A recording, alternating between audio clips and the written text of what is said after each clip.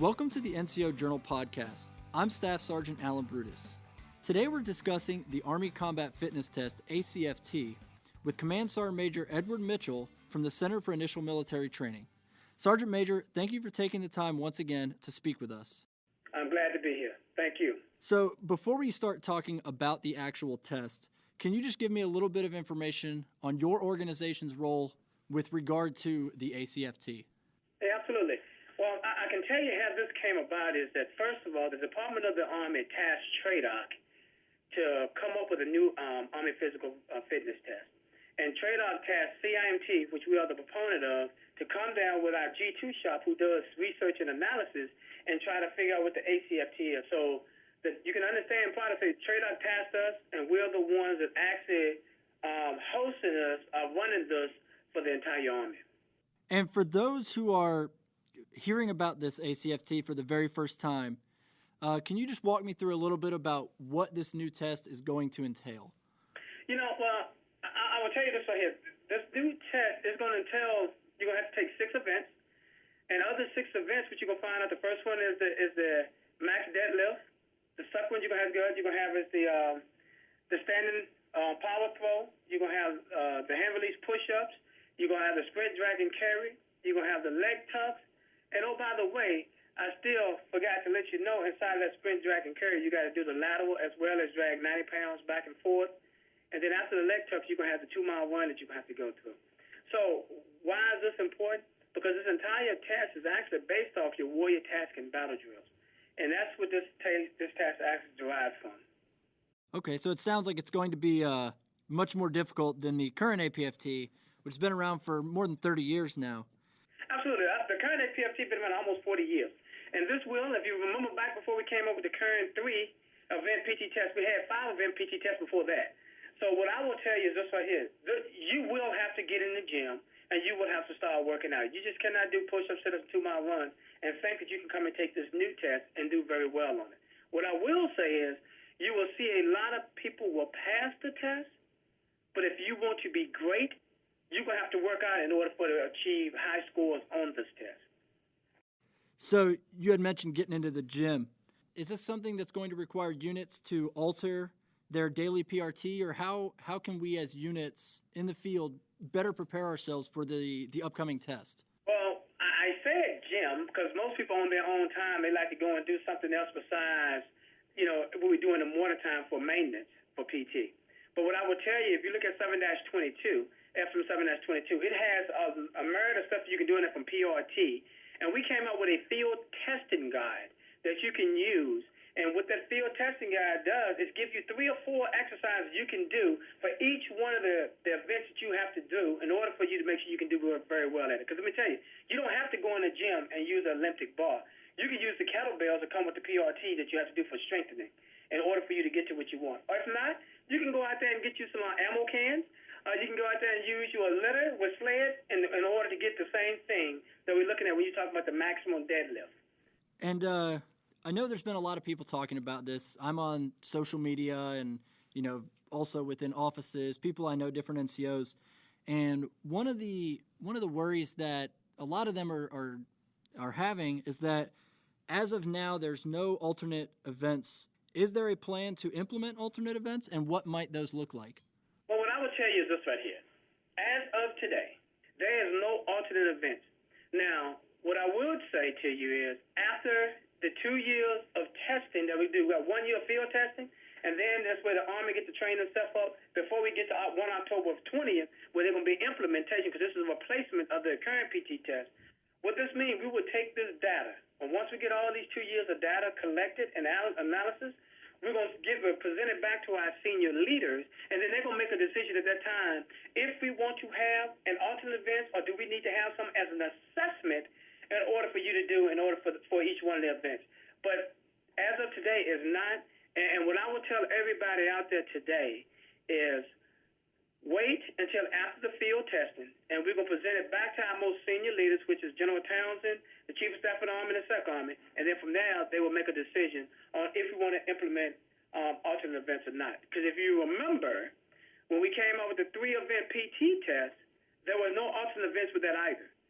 But after they finished the field testing, they came in with alternate events for some of their events they're getting ready to execute. And along the same field testing that you were just speaking of, how is this going to help address other factors such as equipping the various units to be able to do this test, or even the development of a scoring system? Well, see, that's what the field testing is going to do. We want to make sure that we can go ahead and determine what it is. We sent out a current scoring system so everybody have a baseline to start from.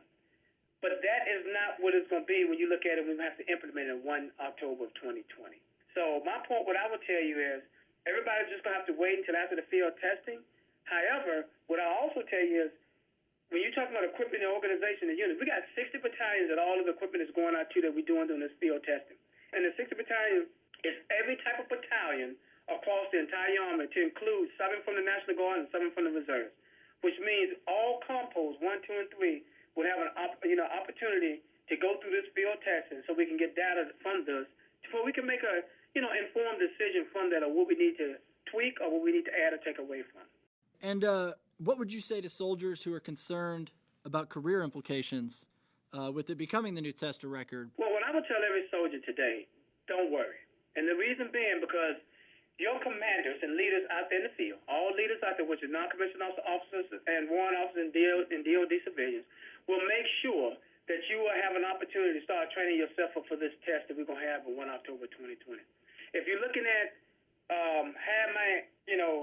stunt your career, i.e. when you're talking about promotion-wise, before this comes into FOC, we have almost 11 policies that we have to make sure we take a look at. And that's what the Department of the Army is looking at today, like the promotion system, NCO, schooling, and all this. We don't know how those policies will change, but the data that we get for these 2 years is going to make them have an informed decision.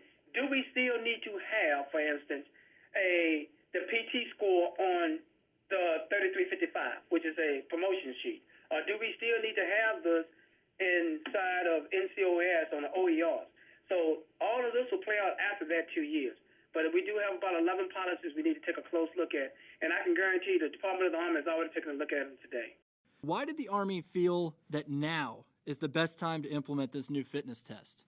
Well, I will tell you, it's not just now. This has been in the works for over about 6 or 7 years.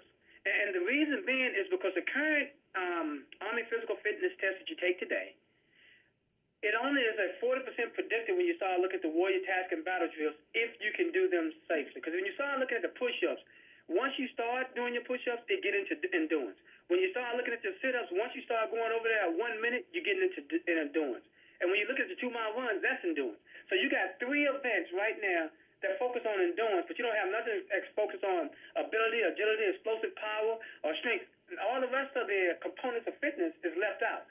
This test would actually get after it, and we want to make sure that every soldier, when they have an opportunity to go to their warrior task and battle drills, that they can perform the task of the MOS they are in. Because right now, every soldier got to do the warrior task and battle drills. But guess what? The PT test we got today is a 40% predictor. The ACFT is an 80% predictor that you can go out there and do your job and when you ask to. Sergeant Major, have you taken it yet? I have.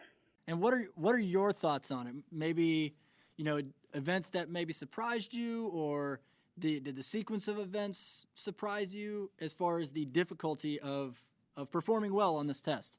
Well, I will tell you this right here. First of all, I love lifting weights.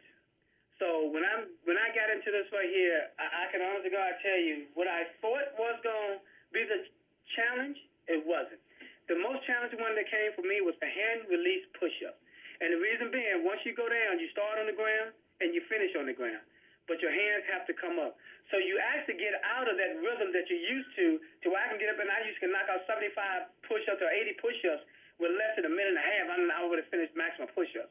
Now you'll find out that it gets more difficult as you start going through when you got to raise your hands up. So that's the only one I would tell you that I have seen where I had dropped in my performance on push-ups.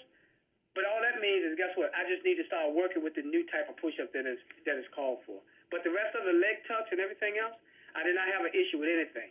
And is there anything else that you want to say regarding the ACFT? Well, I would tell you this, right? What I would tell everybody is this right here. What you need to understand is that this new ACFT is also getting after readiness. And because of that, with the proper training that we have sent out to everybody, which is the field testing guide, if every leader would sit down and read it and understand it, and they follow that field testing guide, and then they teach their soldiers, because we come up with the holistic health and fitness, which is going to be what we do as an education from as soon as you come through basic training all the way up through the service college, if you look at that war college. So we have every leader across the force understanding exactly what they need to be doing. So guess what? There will be no soldier out there that will not have an idea of what they need to execute and how they need to do it, and they can do it safely. So what I would encourage everybody to do is get their hands on this field testing guide. Look at the equipment list that we already sent out, because a lot of commanders is already ordering it. And guess what? Then you need to make sure that you read it and execute it according to that field testing guide that we give you. And I guarantee you, if you do that, you're not going to have any problems with the ACFT, but more so, you're not going to have any problem with any of your soldiers going there executing it to standard. So I would tell everybody, hey, I need every soldier to understand they need to be on the field. And on the field means you're not on the sideline and you're not in the stands. So if you want to be on the field, then you got to understand this is coming up in 2 years, and you need to start preparing yourself for it now.